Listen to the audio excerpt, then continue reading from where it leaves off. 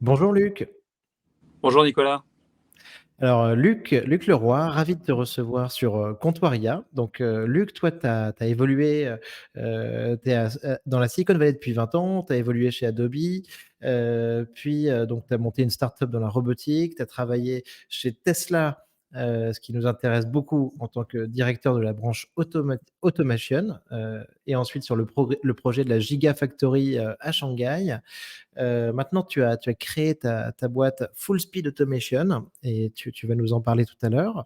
Donc, bienvenue Luc, on est ravi d'avoir un expert de l'automation, de la robotique, de la Silicon Valley sur Comptoiria. Merci Nicolas, le plaisir et l'honneur sont pour moi. Ravi d'être là et discuter avec toi et bonjour à tous pour ceux qui nous regardent et qui nous écoutent. Super. Alors, Luc, première question. Comment est-ce que tu as senti le mouvement de l'IA générative en fait ces derniers mois dans la vallée? Ça a été un gros shift, hein. Je pense qu'on est tous conscients un peu du raz-de-marée. Il y a à la fois un engouement, une démocratisation de ce que l'IA et les LLM récemment peuvent apporter grâce au succès de ChatGPT qu'on connaît tous. Il y a aussi tout un shift tectonique, hein, pour des tas de sociétés, incluant des startups qui ont investi dans l'AI depuis des années. Et on voit tous ces travaux plus ou moins invalidés. Donc, dans le monde du marketing, parce que pour l'instant, tout ce qui était AI générative, c'était surtout à des fins marketing. C'est là où c'est plus facile de monétiser. On voit qu'il y a une spécialisation métier qui va rester, je pense. Ça devient assez darwinien, finalement, où les spécialisations métiers, où il y a un petit peu de logique floue autour de l'expérience utilisateur et autour de la donnée qui est manipulée, vont perdurer pour ceux qui savent réagir, à mon avis, mais ce n'est pas gagné. Et puis, il y a ceux qui avaient investi sur les chatbots. Bon, bah là, on voit le pas qui a Bien été sûr. franchi avec GPT 3.5 et 4, et puis suivi par tous les concurrents. Je pense que la partie chatbot est complètement morte. Ça va devenir une commodité qu'il Mhm. sera difficile de valoriser. Ouais. Oui, d'accord. Euh, Est-ce que selon toi, ChatGPT a passé le test de Turing? Non, non, parce que il y a trop de patterns. On voit très bien, hein, la façon dont sont rédigées les réponses.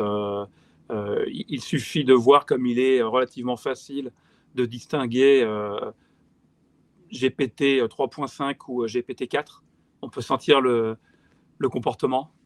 Donc on est encore loin. Alors après, le test de Turing, il est intéressant parce que là, on parle quand même du NLP. Donc c'est Mhm. là où la barre est la plus haute. Si c'était une machine comme un Mechanical Turk, peut-être qu'effectivement, ce serait beaucoup plus difficile de comprendre qu'on a affaire à une IA plutôt qu'une intelligence. Enfin, je me comprends. Qu'on aurait affaire à Oui, une bien IA sûr. plutôt qu'un humain. Voilà, une intelligence humaine. Bien sûr. Bien sûr, tout à fait, Luc. Je vois très bien.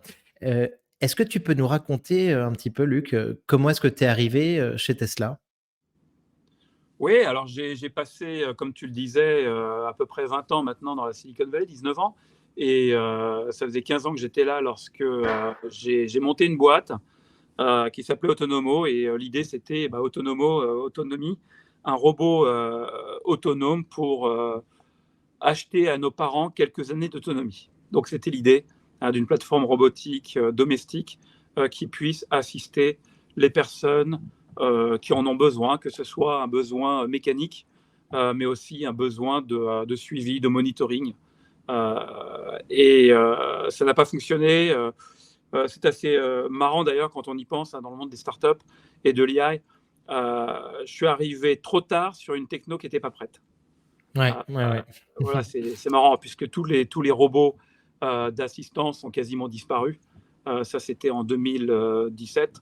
Et donc, suite à ça, Bien sûr, j'avais. quand tu parles des robots d'assistance, tu parles des Nao, par exemple, de Aldébaran, tout ça, sauf qui sont devenus les SoftBank, tu vois? C'est ça, donc les Ouais, Fraunhofer aussi, tous ces robots ouais. qu'on trouve dans les Mm. hôpitaux, qu'on trouve pas à la maison malheureusement, parce que les solutions qui tiennent à peu près la route, bien qu'elles sont parfois embarrassantes, sont beaucoup trop coûteuses. Bien sûr. Et donc l'idée, c'était une petite plateforme extrêmement puissante, avec un pendule inversé, pour tout d'abord être un déambulatoire intelligent. Mmh. Je me souviens un jour discuter avec mon père, qui me disait que se balader avec un déambulateur avec les petites balles de tennis à l'arrière, plutôt mourir. Et Ouais. puis j'avais interviewé des tas de personnes âgées. J'habite pas très loin d'un centre communautaire pour seniors. Et donc l'idée, c'était une plateforme un peu à la R2D2, euh, Mmh. sur laquelle on puisse se tenir, qui soit capable de supporter des charges assez lourdes, d'interagir avec les individus et puis de les monitorer. Donc c'était ça D'accord. l'idée. Plutôt que vraiment la manipulation physique qui va aller aider le patient à se lever, sortir du lit. Là, on peut s'y agripper, mais ce n'était pas la fonction. Il y a Bien un sûr. tel enjeu de perception pour pouvoir aller manipuler des gens, par exemple, qui ont l'ostéoporose. On va leur péter les côtes à chaque fois qu'on essaie de les manipuler Ouais. avec un robot. C'est vraiment problématique. Oui, oui, tout à fait, je comprends.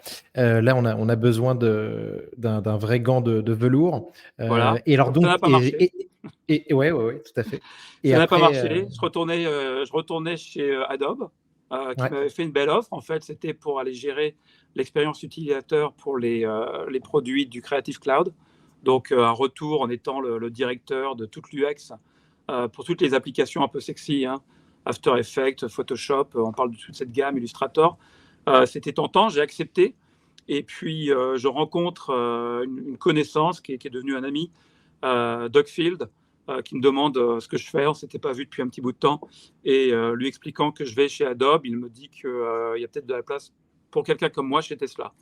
Donc je lui ouais, passe mon CV, il le passe au président du logiciel. Là, je suis quand même très impressionné par leur capacité à mettre en place une équipe pour interviewer. Et en 36 heures, je reçois une offre euh, que j'ai acceptée parce que j'étais un early adopter de Tesla, puisque j'avais commandé ouais. ma première Model S en 2012. Donc, croyant, pratiquant, je me suis dit, après tout, il y a quand même quelque chose à faire. Et donc, je suis arrivé chez Tesla, mais mon boulot, mon premier job, en fait, j'étais une espèce de super programme manager. Ouais. Je n'avais pas d'équipe. Et ma mission, en fait, c'était d'aider l'intégration de l'autopilote dans le firmware véhicule. Donc, a Mmh. priori, rien à voir avec la robotique et D'accord. le manufacturing, en fait. Donc c'est comme ça que je suis arrivé chez Tesla. Après, comment suis-je tombé dans l'automation et la robotique? C'était la deuxième étape. Ça faisait à peu près un mois que j'étais chez Tesla. Je Ce qui va reçois. ce qui va ce qui va vite aussi, hein, quand même. Un mois, ça reste assez court. Mmh. Oui, oui, oui. Alors mon patron semblait être assez content de moi. Et un soir, je reçois un SMS, un texte de Doug me demandant si je connais les automates programmables, donc les PLC, qui sont les ordinateurs programmables qu'on trouve dans les usines, qui orchestrent les robots, les convoyeurs, toutes ces choses-là. Et si je connais le manufacturing. Donc je lui dis, bah écoute, PLC, j'ai travaillé une fois avec un PLC, donc ça c'est quand je faisais de l'additif chez Vélo, et Mmh. qui m'a rapproché d'ailleurs de l'écosystème Elon Musk, puisque notre premier client à l'époque de Vélo 3D, c'était SpaceX. Donc la première grosse machine qui permettait d'imprimer Mmh. de l'aluminium, du titane, c'était pour des applications SpaceX. Et donc j'avais été confronté au monde des PLC à ce moment-là. Donc je lui dis, bah, PLC, j'ai travaillé une fois avec un PLC. Manufacturing, ça fait 20 ans que je fais le logiciel pour le manufacturing. Je vois à peu près comment ça marche. Là, il me répond quasiment immédiatement, ce qui était assez rare d'ailleurs. Euh, Good enough and fair enough. Donc ça le fera.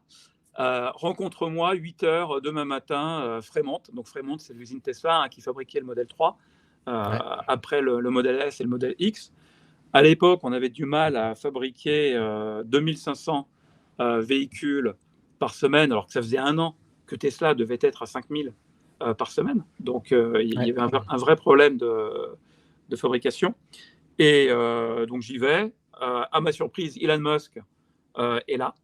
Et je les suis, étant du côté firmware, autopilot, je me suis dit, j'avais bien vu dans les situations qu'on débloquait parfois en remote avec des mises à jour logicielles que les calibrations de caméra, les validations de différentes choses étaient pivotales dans la fabrication du modèle 3, puisqu'en fait Tesla était vraiment précurseur et tout ce qui est compute embarqué dans le véhicule est clé lors de la fabrication, lors du process de fabrication. Il y a énormément d'interactions entre, on va appeler ça la robotique de la ligne et le véhicule lui-même. Donc ça, c'était nouveau. Puis bien entendu, avec, quand il y a la grosse innovation technologique comme ça, il y a des challenges et tout ne marchait pas très bien. Et donc, je les suis et je me suis dit, à un moment donné, ils vont me sauter à la gorge en me montrant un problème de calibration quelconque ou de test qui fait Tiens, qu'on c'est n'arrive de ta pas à faute. produire. Voilà, corrige-moi ça tout de suite. Surtout que je voyais bien l'interaction de Ilan et de Doug avec les membres de l'équipe. Alors, c'était à la fois cruel, j'ai rarement entendu autant de grossièreté de ma vie en 1 heure, mais surtout… Et là, tu fais toute la ligne en fait de production avec eux, quoi, c'est ça? on fait la ligne d'assemblage final. Ouais, En fait, d'accord. donc, la fabrication de tout bien, généralement, ce n'est pas une grande ligne. Il y a toute une supply chain, et puis qui vient de l'extérieur ou interne. Et donc, une voiture, par exemple, on a d'abord la tôlerie, donc, avec des pièces qui sont soit en estampe locale, soit importées. On soude tout ça ensemble, ça part en peinture. On a une caisse peinte. Cette caisse peinte, on la met dans ce qu'on appelle une assemblée générale ou un assemblage final. Et c'est là qu'à la fin, on a un produit fini, on a le véhicule, avec une 50aine d'étapes lors de cet assemblage final. Donc là, on parle de l'assemblage final, qui était vraiment le goulot d'étranglement du fait de ce que Ilan tweetait à l'époque, production hell, automation hell. Bien sûr. Cette complexité des process avec toutes ces interactions, c'était quand même un truc de dingue. Et surtout, ça ne tournait pas. Donc, je les suis. Je suis quand même excessivement impressionné, et c'est difficile à décrire, de la dextérité, de la compétence et de l'intelligence d'Elon Musk, bien entendu, de Doug Field, des managers que je croise, qui sont capables, enfin c'est quand même un truc de fou quand on y pense, on a Elon Musk, un milliardaire, qui est capable de demander à avoir 3 lignes de code et qui va aller challenger des experts en la matière pour essayer de trouver une solution. Donc ça, c'est assez incroyable. Grosse leçon de leadership. Et puis surtout que ça fait avancer le schmilblick, comme on dit. Il y a vraiment un déverrouillage de problèmes. À tout moment, je m'attends à ce qu'on me dise tu vois, là, on ne peut pas produire, c'est à cause de ce bout de firmware véhicule ou un truc comme ça. Pas du tout. Ilan s'en va et Doug Field me demande ce que j'en pense. Et là, je suis assez embarrassé parce que je viens de voir un truc, je viens d'assister à quelque chose d'unique, ultra haute densité, très complexe, très compliqué. Et puis, Doug Field, c'était le Chief Engineering Officer, donc c'était un peu le numéro 3 de la board. Et je sais que c'était lui un peu le designer du modèle 3. Donc, je me doutais qu'il avait quelque chose à voir avec le design du process. Donc, je suis quand même prudent. Je dis, c'est très dense quand même. Et là, il me dit, effectivement, on est allé un peu trop loin. Alors, acceptes-tu le job? Do you take the job? Il me dit comme ça. Là, je suis un peu bluffé. Et je dis, écoute, ça fait un mois et demi que je suis chez Tesla. De quoi parles-tu? Ah oui, j'ai oublié de te dire, hier soir, je t'ai texté parce que Ilan a licencié le directeur de l'automation et on cherche un remplaçant par intérim, le temps qu'on trouve un nouveau leader. Acceptes-tu ce rôle-là pour les quelques mois, le temps qu'on trouve un nouveau leader? De fil en aiguille, j'ai accepté. Et puis, en apportant des compétences métiers, puisque moi, je suis ingénieur en méca et surtout en logiciel, à la base, alors que les gens qui gèrent l'automation sont au mieux des gens qui ont un diplôme de ce qu'on appelle la mécatronique, mais généralement des automaticiens ou des gens qui viennent du process. Donc, des perspectives très lean manufacturing, Toyota, Six Sigma, mais pas logiciel tel qu'on en a l'habitude depuis une quinzaine d'années avec des itérations hyper rapides, du A/B testing, etc. Ce qui était complètement l'ADN de Tesla finalement. Et donc, j'ai eu beaucoup de chance parce que ça a été un succès. Voilà, donc très rapidement, je me suis retrouvé à la tête de cette équipe qui s'appelait Core Automation Engineering, qui était l'automation à la confluence de tout ce qui se fabriquait chez Tesla. Et on a aussi aidé SpaceX quand ils ont commencé à monter en force. Et donc, c'était les projets véhicules, mais aussi énergie. Donc, Génial. c'était une belle expérience. Difficile, mais une belle expérience. Extraordinaire. Donc, j'ai pensé à toi ce week-end parce qu'on préparait l'épisode et je suis tombé sur un tweet de Tesla Economics, donc sur X, où on voit Elon qui est assis sur la ligne d'assemblage, justement, tu vois, dans une belle photo noir et blanc. Et grosso modo, à cette époque-là, c'était Automation L et il dormait là-bas, enfin, il dormait Ouais. là-bas tout le temps, quoi, hein. Tu me disais Alors, que c'était un rythme de travail effréné aussi de sa part, quoi, en fait. oui, oui, c'était monstrueux, hein. Moi, je le voyais travailler avec Ilan et puis son entourage, puisque il sélectionne bien entendu ses leaders et en général, ils arrivent à travailler dans un mode opératoire qui est compatible avec le sien. Donc, nous travaillons de 8 heures du matin à 4 heures du matin. Alors, nous, on était obligés de Ouais. prendre des shifts et de faire ça 2 fois par semaine ou 3 fois par semaine. Lui, il le faisait tous les jours. Lui, il partait dormir dans une salle de réunion à 4 heures du mat. Et Hmm. à 8 heures du mat, il faisait le petit check. Alors, qu'est-ce qui s'est Oui. passé cette nuit, c'est-à-dire les 4 dernières heures, et pour reprendre un peu le leadership et puis continuer de conduire les opérations. Complètement incroyable cette expérience. Merci de nous la partager, Luc. C'est passionnant. Et derrière, tu es allé aussi, donc, je crois, faire un petit tour en Chine pour la Gigafactory. Alors, plus qu'un petit tour, puisque Mhm. en fait, j'ai Ouais, 13 tampons dans mon passeport, hein. J'y allais tous les mois pendant 13 mois. ouais, Et ouais. donc, on a eu la chance d'avoir une ardoise, donc ce qu'on appelle un greenfield, qui était aussi une première chez Tesla, puisque l'usine de Fremont, où on assemble les véhicules, c'était une vieille usine de General Motors et Toyota, hein, des années 90, qui avait été réaffectée, achetée par Tesla, réaffectée. Et donc, pour le coup, il y avait aussi beaucoup d'équipements, beaucoup de process très traditionnels avec lesquels il fallait composer. Shanghai, c'était fantastique parce que c'était la première fois que nous avions un greenfield, en fait. Et donc, on a pu, d'une ardoise complètement propre, définir un système vraiment, là, quand on parle de software defined automation, et je regarde un peu ce que font les gens, ça me fait un peu rire, parce que pour moi, l'automation définie par du logiciel, c'est la Gigafactory de Shanghai. Je pense qu'on a atteint, on m'a dit encore récemment, cette usine a 10 ans d'avance. Et je pense que Waouh. c'est vrai. Je pense que même Tesla aura du mal, du fait de l'historique, du fait des compétences qui sont en Europe, en Amérique du Nord. Il y a une espèce de dette technique. Je pense que même Tesla aura du mal à renouveler l'excellence, hein, avec un système complètement décentralisé. Tous les systèmes d'orchestration sont autonomes. Mhm. On est capable de déconnecter des morceaux, ça redémarre, hein, tout est en cluster. Euh, on n'a pas fait d'overkill au niveau de l'IA, par exemple. Il y a juste ce qu'il faut, où il faut, ça marche très bien. Ouais. Et puis, il n'y a pas de problème de staffing aussi. Donc, on a pu trouver le meilleur compromis entre la robotique et l'IA et ce à quoi les humains sont très bons. Bien sûr. Et du coup, c'est un peu le meilleur des 2 ou 3 mondes à Shanghai. Et donc, un projet donc state of the art, en fait. C'est ça, complètement. Mhm. Complètement. Donc oui, on a fait ça, ça a été une belle réussite. On m'en parle encore aujourd'hui. Ce dont les gens ne se rendent pas compte, c'est que j'avais une équipe très importante à l'époque. Un Core Automation,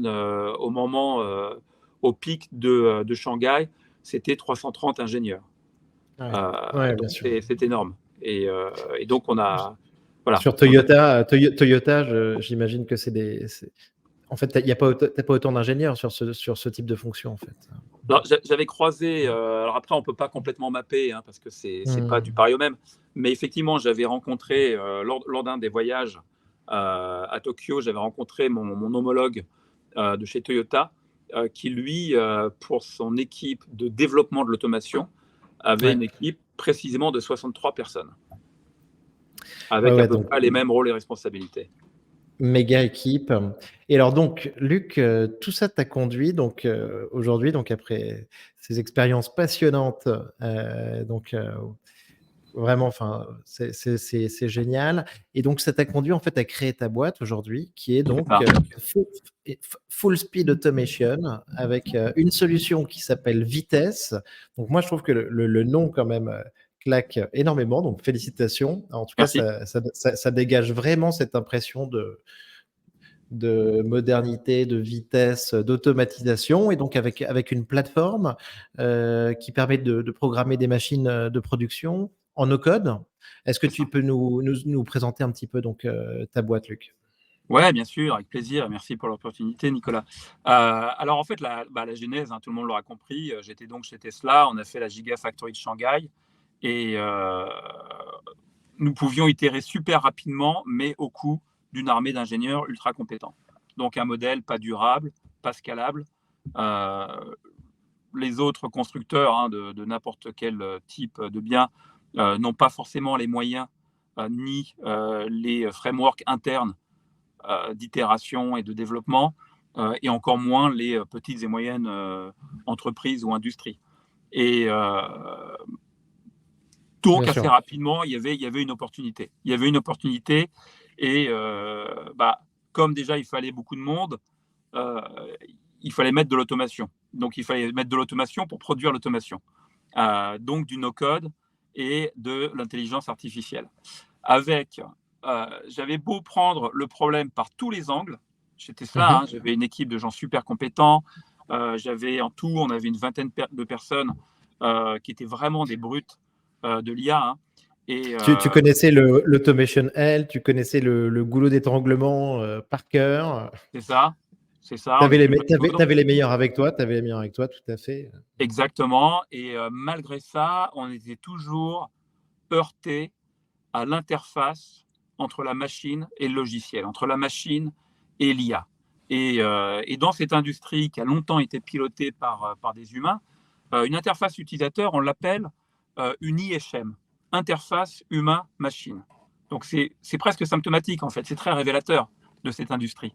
Bien sûr. Euh, et là, ce qu'il fallait, c'était une couche d'abstraction qui permettait d'aller euh, automatiser par le biais, comme le HAL hein, qu'on a sur nos ordinateurs, euh, pour pouvoir piloter tout l'équipement en no-code, de la même façon que depuis 10-15 ans, on développe des applications web, Android, iPhone, etc., Windows et Mac, souvent avec la même code base, on appuie sur un bouton et ça se déploie.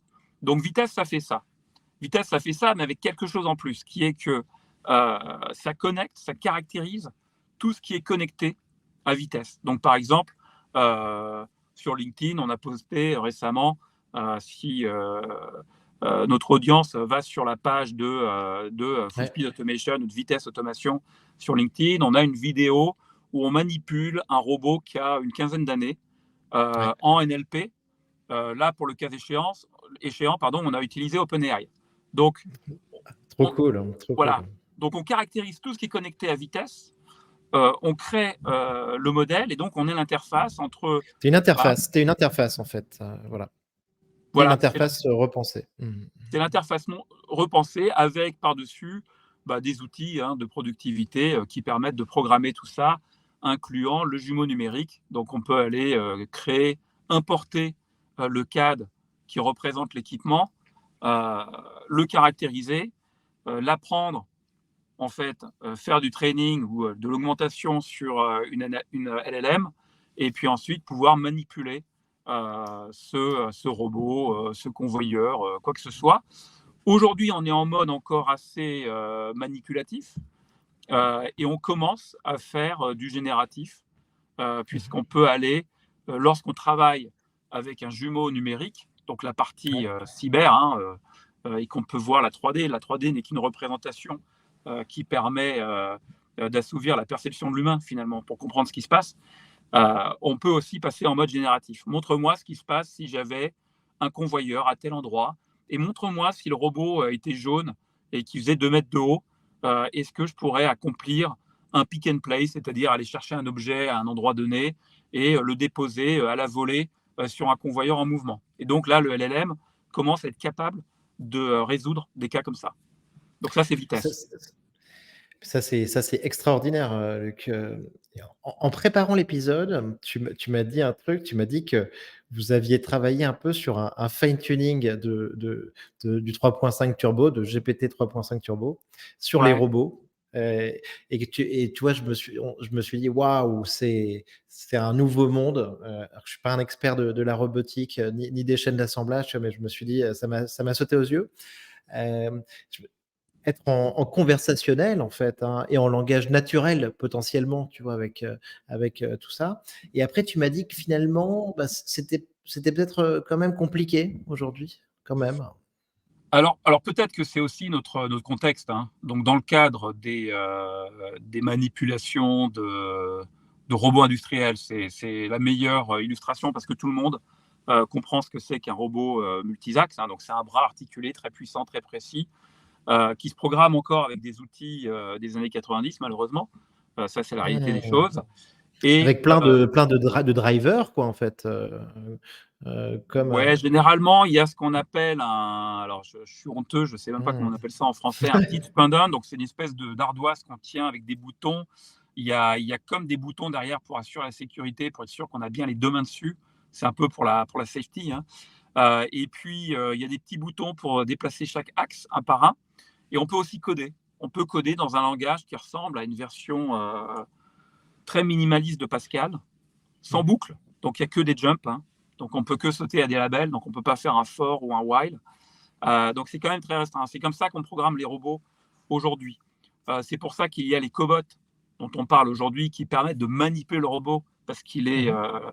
il est peu puissant, il est safe. Mais ça ne permet pas vraiment de résoudre la programmation.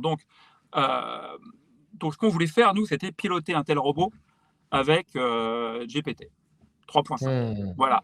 Et en fait, il y a une grosse compétence métier, hein, qui est manquante dans GPT. GPT ne sait pas manipuler un robot. GPT Oui. a des connaissances vis-à-vis de la manipulation de robots. Voilà. Et donc, on s'est dit que toute la partie euh, géométrie computationnelle dans l'espace, par exemple, GPT est particulièrement mauvais à ça. On savait aussi que les LLM sont assez nuls en maths. Je ne pensais pas que c'était aussi grave. Donc, donc, en fait, on a commencé à faire du fine-tuning pour essayer de augmenter des modèles avec ces fameuses compétences métiers. Qu'est-ce que c'est qu'un pick and place, par exemple? Donc, GPT sait très bien ce que c'est qu'un pick and place, n'a aucune idée de comment résoudre un pick and place. Oui, mais d'où le fine tuning en fait, parce que pour Voilà, le coup, heu, tu rajoutes toi en fait ta connaissance, tes données sur ce fonctionnement exactement robotique, industriel qui est propre, sur et GPT n'a pas ces infos, mais par contre peut fonctionner par lui-même, en tant que LLM quoi, enfin et avec ça en plus, encore plus précisément quoi. Ouais. c'est ça, c'est ça. Alors donc, c'était compliqué. Faut admettre que c'est pas simple à faire, le Mais fine-tuning. je trouve déjà enfin, on est quand même sur quelque chose de très récent, hein, encore sur GPT, même si full speed automation, vitesse va super vite, et c'est ça qui est génial. Et franchement, moi, ça m'impressionne, Luc. Bravo. Euh, mais déjà, en tout cas, je trouve que essayer en fait de faire ça, de fine-tuner ces 3.5 turbo sur en fait ces applications-là, c'est génial. Voilà. Ouais, écoute, je te remercie. On essaie tout, hein. Nous, on est sur l'itération rapide, A/B testing. Donc, on explore énormément de choses et on essaie de faire ensemble, hein. Le grand danger pour une startup de l'exploration, c'est le gaspillage. On ne peut pas se Hmm. permettre de trop gaspiller, bien entendu, parce que les ressources sont très limitées. Donc, on a passé 3 semaines avec notre principal scientist et un stagiaire très compétent à tenter de faire du fine tuning. Et en fait, pour faire assez court, au final, on s'est rendu compte que dans tous les cas, il fallait exposer des open API pour Mhm. résoudre tout ce qui était mathématiques, tout ce qui était computational geometry, que ça, on n'y échapperait pas. Et dès lors qu'on a compris qu'on n'y échapperait pas et qu'on n'aurait pas un modèle universel finalement, on a arrêté les investissements sur le tuning et on y est allé un peu comme des bourrins, pour être honnête, un peu à la deep learning, c'est-à-dire qu'on a caractérisé tout le contexte dans un gros dictionnaire et on passait ce dictionnaire directement à OpenAI et ensuite on manipulait ce dictionnaire dans Mmh. OpenAI et finalement on avait comme un chatbot mais qui n'est qu'une sérialisation de cette donnée. Donc en fait, OpenAI manipule un jumeau numérique qui est une description en texte des modèles euh, géométriques qui sont manipulés. Et là, on le met en mode verbose. Donc, on tourne en debug, mode Ouais. verbose, parce qu'on lui pose la première question et là, il ne se passe rien. Et il nous explique qu'il ne sait pas résoudre ça. Et donc, on regarde où ça a bloqué. Et puis, on commence à exposer des Open API. Et puis, de fil en aiguille, il y a un moment de singularité en quelque sorte où il n'y a plus jamais rien qui bloque. Et donc, on a des API qui permettent Extra. de résoudre tous les problèmes que ChatGPT tente de résoudre. Et Mmh. voilà, c'est là qu'on en est aujourd'hui. Donc, c'est les petites vidéos qu'on a postées récemment sur YouTube. Et puis, je crois qu'on a atteint un point de singularité où finalement, on peut faire levier de tout ce qu'on a développé depuis 3 ans, toutes les interfaces très bas niveau. Maintenant, il n'y a pas un composant dans une usine qu'on ne va pas pouvoir connecter à des LLM Génial. pour pouvoir les manipuler de façon très naïve, de façon très Mmh, humaine. écoute, c'est génial, Luc. Mais donc ça veut dire que tu nous parles clairement, enfin, d'une révolution de la robotique, et de l'industrie par l'IA, en fait. Enfin, Clairement. Clairement, on mmh. parlait du shift tout à l'heure, tectonique. Moi, je le vois dans le monde de la robotique. Il y a des compagnies dans nos portfolios, par exemple, d'investisseurs. J'ai compté rapidement 1,2 milliard d'euros d'investissement en 5 ans qui ont été faits dans le monde de la démocratisation de la programmation des robots industriels. On Ouais. peut tout jeter quasiment. Alors, il y a des bonnes choses, il y a des bonnes expériences utilisateurs, il y a des technos, notamment au niveau des safety, de la sécurité, qui ont été Mmh. développées, qui sont très intéressantes. Mais toute la partie interface utilisateur, qu'elle soit physique ou logicielle, tout ça, c'est invalidé. Et aujourd'hui, nous, on a quelques stagiaires. Alors certes, ce sont des très très bons stagiaires, mais qui manipulent des robots avec des LLM.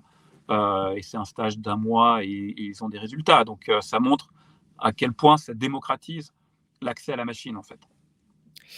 Écoute, c'est complètement dingue. C'est complètement dingue. En fait, on a l'impression que donc il y a un nouveau paradigme, que tout le monde va devoir l'utiliser pour être compétitif, pour gagner énormément de temps et que ça va être, une révolution, complète. Ouais, Heu, Moi, j'en parle ici très souvent, beaucoup plus, tu vois, sur, du software où je m'en plains de temps en temps un petit peu, tu vois? On dit: «Bon, pour l'instant, on a que des cas de productivité», tu sais? Ou du résumé, du correcteur orthographique, même si je suis toujours, moi, épaté par les possibilités de création et notamment, tu vois, par exemple, je me suis amusé à faire des deepfakes ce week-end. C'était trop marrant, c'était extraordinaire. Alors attention, hein, je précise que ce sont des deepfakes, dans mes vidéos, il faut faire très attention à ces technologies. Mais tu vois, le fait d'aller un peu plus loin, tu vois? Et de rentrer, ben, dans une usine, dans des endroits où il y a des tâches pénibles, là où il y a du concret, tu vois? Et ben, je trouve ça exceptionnel et j'ai l'impression que c'est un petit peu, ce que toi tu nous présentes et c'est trop cool. écoute, merci, je suis honoré. Pas Mmh. touché, mais c'est effectivement la mission. Notre mission, c'est d'aider les industriels, petits et gros. Et puis nous, on est surtout sur les niches des innovateurs, à rapatrier la production, parce que ça ne fait pas de sens de tout produire de l'autre côté de la planète. On connaît Ouais. l'impact sociétal, environnemental. Et la main-d'œuvre, quand elle est disponible, euh, étant aussi coûteuse qu'elle l'est en Europe et en Amérique du Nord, il faut que d'abord on fabrique des biens avec une plus grande valeur ajoutée, euh, Mmh. et puis aussi avec le plus d'automation possible. Donc Ouais. c'est l'enjeu, c'est d'utiliser ces technos émergentes pour révolutionner l'automation et rendre à la France, l'Europe, l'Amérique du Nord un peu une souveraineté au niveau de la production. Bien sûr, bien sûr. Non, non, mais donc c'est un enjeu, hyper important. Macron, alors ici en tout cas, on a parlé, très fortement, hein, de redévelopper cette capacité de production, hein, qui nous a complètement échappé. C'est vrai. Donc écoute, c'est super. Et donc, bravo Luc. Merci. Donc pour continuer, Hem, je te disais que moi, je m'intéressais pas mal enfin tout le monde, aux robots humanoïdes, alors Ouais. qui font un peu peur, hein, ils entre guillemets, ils font parce on se rapproche de l'image Terminator évidemment, donc sur le grand public. Par rapport à la génération sur laquelle toi tu travaillais et la génération précédente, moi je vois quand même des choses qui me semblent intéressantes qui arrivent. Donc il y a bon, il y a Boston Dynamics avec Atlas, donc ça on en entend parler depuis un moment, mais ça reste en tout cas sur la démo très impressionnant.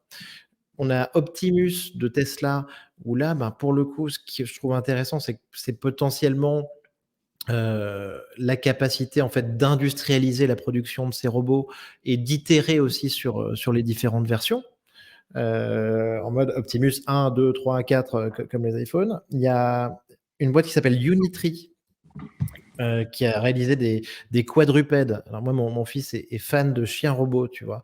Des quadrupèdes, on te dit que c'est un petit peu ce que DJI avait fait pour les drones. Et après, il y a une boîte qui s'appelle OneX, qui est backée par OpenAI directement, avec un robot qui s'appelle Neo. Et donc, on peut imaginer donc, qu'il va être très très proche et utiliser au maximum les modèles GPT. Ouais. Je voulais avoir un petit peu ton sentiment là-dessus, Luc. Parce que je me dis que moi, en tout cas, j'imagine que d'ici 6 mois, tu vois, c'est un truc qui prend du temps, je serais pas étonné qu'il y ait une forme de boom. Voilà. Ouais, ouais, c'est possible, hein, mais c'est complètement possible.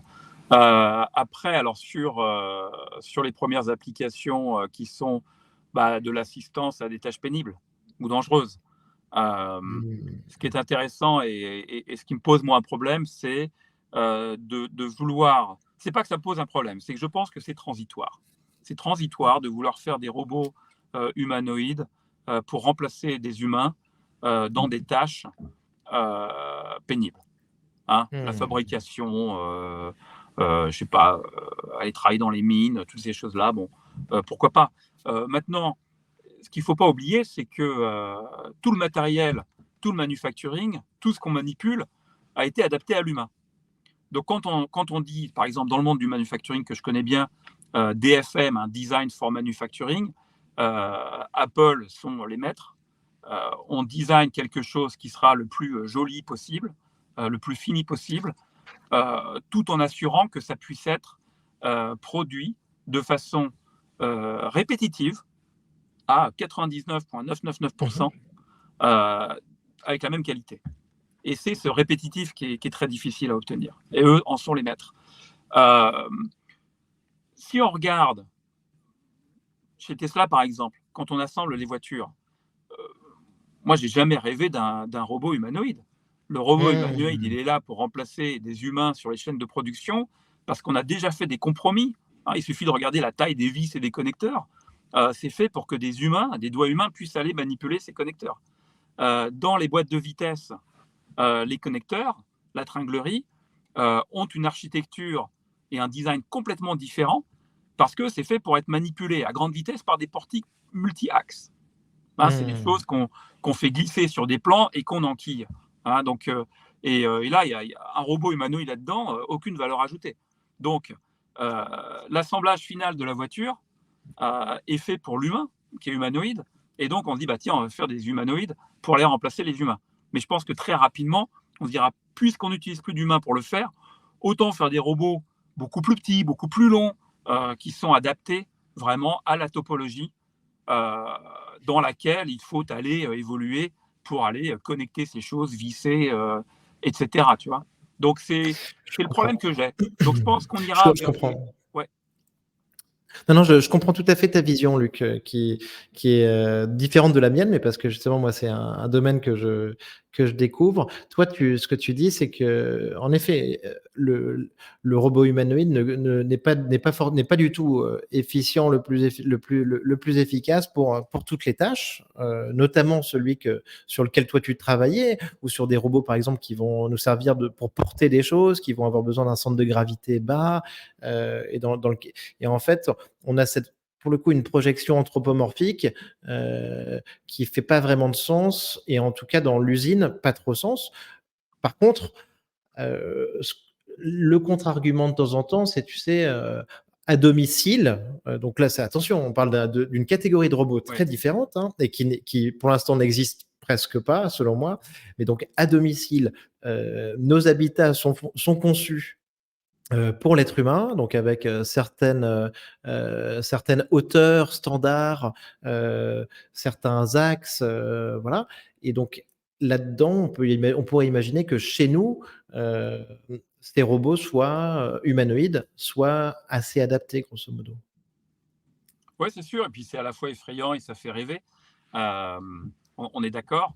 Après, alors à l'époque d'Autonomo, on avait pas mal réfléchi au problème avec Mmh. deux de mes cofondateurs, dont Zvetan aujourd'hui, un ami qui est senior directeur de l'AI chez Roblox, donc qui avait un Mmh. peu étudié le système déjà à l'époque, et qui semble avoir des compétences en AI.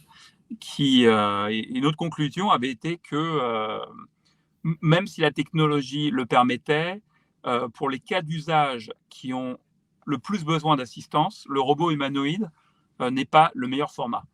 Maintenant, le robot humanoïde sera le plus polyvalent. Ça, c'est évident. Dans un monde, comme tu le soulignes, qui est fait pour les humains. On rêve Mmh. tous d'avoir un robot humanoïde plutôt qu'un cylindre avec des roues. Ça, c'est évident, c'est beaucoup plus puissant. Euh, Maintenant,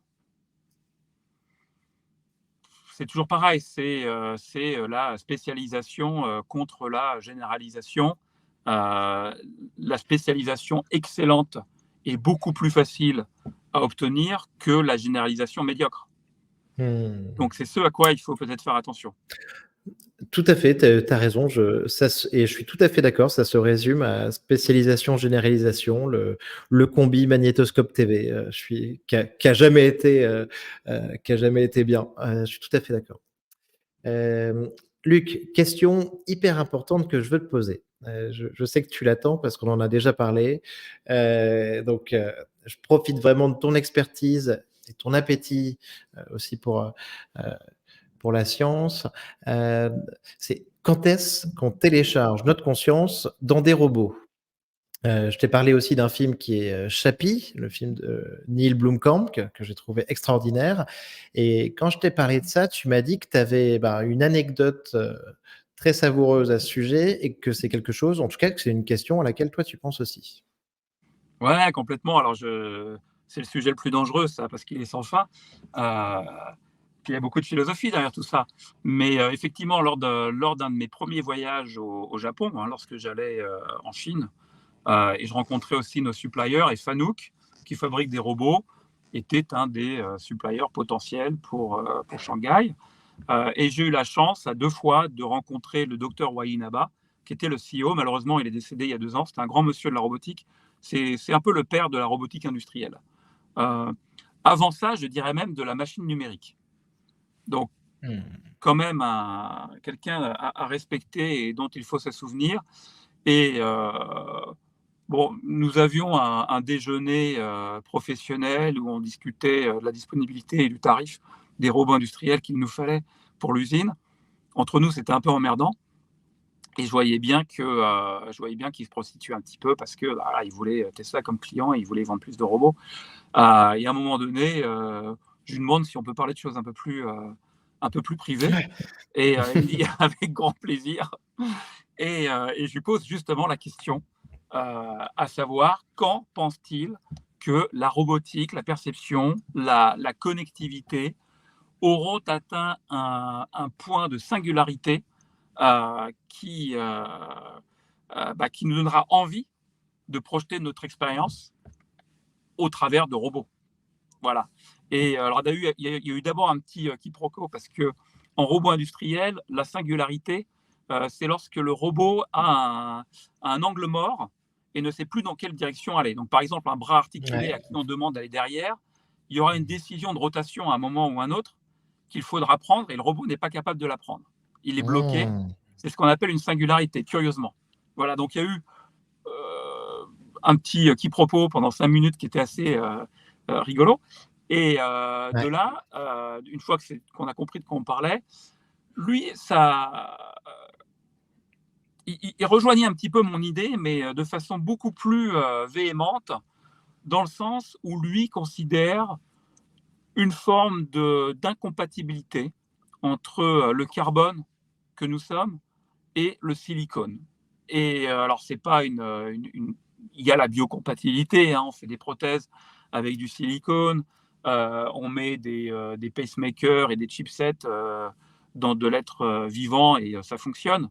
Euh, mais pour lui, c'était, et puis au fil de notre conversation, c'est avant tout un problème de perception, de la complexité de notre réseau de neurones, hein, qui est partout, qui est Ouais. décentralisé, il n'y a pas que le cerveau, notamment au niveau de la perception des actions. Et, euh, et donc, Mmh. lui pense que ça n'arrivera pas. Il était aussi strict que ça n'arrivera pas. Alors qu'on parle d'un père fondateur de la robotique, quoi, d'un C'est ça, mythe, hein? Mmh. c'est ça, c'est ça. Donc, c'est ça, le docteur Wainaba, brillantissime roboticiste, et qui dit non, aucun intérêt. Aucun intérêt. Autant, et alors notre conclusion, hein, avait été, euh, ce sera plus facile de se projeter dans la matrice, hein, dans le jumeau numérique, de façon complètement digitale, Mmh. et puis quitte à se défaire de notre enveloppe charnelle pour une expérience, autant que ça soit complètement transcendantale et déconnectée. Et autant Ouais. le faire sans toutes les contraintes physiques que des robots nous imposeraient, même si ça donnerait des super pouvoirs, parce qu'on pourrait avoir des forces et une invulnérabilité que nous n'avons pas. Autant le faire dans un monde qui ressemblerait plus à Ready Player One, un jeu vidéo, où là, tout serait possible. C'était son point de vue et je suis assez d'accord avec ça. Mmh. Mais donc là, tu imagines en disant ça, la possibilité, par exemple, de faire un clone de notre, un clone total, un jumeau virtuel total de nous-mêmes et que ce soit en fait ce jumeau, ce clone, qui nous remplace en fait, grosso modo? Alors ça, c'est une question, c'est là où après on part un peu dans la philosophie. Est-ce que nous cloner, nous serions connectés, mais la pensée est-elle la nôtre, ou alors on subit une expérience avec une pensée qui est le miroir de la nôtre? Ah, ça, ce sont les vieilles questions qu'on trouve dans tous les bons bouquins de science-fiction, commencés par Isaac Asimov, où on essaye de décrire un peu des lois universelles qui vont tenter de mettre des barrières à ce qui est possible de faire ou ce qu'on peut faire. Euh, Honnêtement, c'est très difficile d'imaginer ce que serait une expérience en mode passif, en spectateur, de ce que notre propre pensée, c'est-à-dire qu'il n'y aurait pas de contrariété, mais puisque c'est un clone de notre pensée qui prend les décisions et qui agit, donc on est d'accord avec les actions, mais on ne prend pas les décisions. Je suis Mmh. curieux de savoir comment le cerveau humain réagit à terme dans ce nouveau mode qu'on ne connaît pas, en fait, que notre réseau de neurones ne connaît pas ce mode de fonctionnement. Serait-ce compatible? Passionnant, passionnant Luc. J'ai lu un livre que j'ai pas fini, qui parle de ça. Hem Et je vais pas la réussir à le retrouver, mais je le Ah, mettrai en commentaire. Je le mettrai en commentaire. Je le mettrai en là, on a hâte commentaire. effectivement de le connaître, Mmh. Nicolas. Ah oui, il est très fort. Hem, alors Luc, j'aimerais aussi avoir un petit peu ton point de vue, sur, heu, l'hégémonie que peut nous apporter, l'IA, dans la société, dans les années qui viennent. Comment est-ce que tu vois ça? Je vois au moins deux scénarios, hein. Le premier, c'est on s'adapte, ça fait partie de la vie professionnelle et personnelle, et puis on apprend à en tirer parti. Nous, on est assez effrayés. Nos enfants ne le sont pas parce que ça fait déjà partie de la vie. Moi, j'ai deux fils, hein, qui ont 17 et 20 ans. Mon fils de 20 ans est stagiaire, travaille sur Vitesse. Euh, Leur utilisation de Claude, de Copilot et de ChatGPT est absolument effrayante. Ils sont hyper efficaces. Ils savent remettre les choses en question. Donc, peut-être sont-ils encore trop naïfs, hein, parce que quand on les voit utiliser les réseaux sociaux, ils consomment du TikTok, qu'ils les reprogramment inconsciemment et ça n'a pas l'air de leur poser problème. Donc, peut-être que je me trompe et qu'on ne devrait pas leur faire confiance. Euh, et je pense que c'est à nous de leur transmettre un peu des technologies et des règles pour éviter la dérive. Donc ça, c'est le premier scénario. On continue, il y aura des régulateurs euh, raisonnables, et puis beaucoup d'éducation, et puis le monde va changer. Et il faut s'y faire, Mmh. comme il est en train de changer.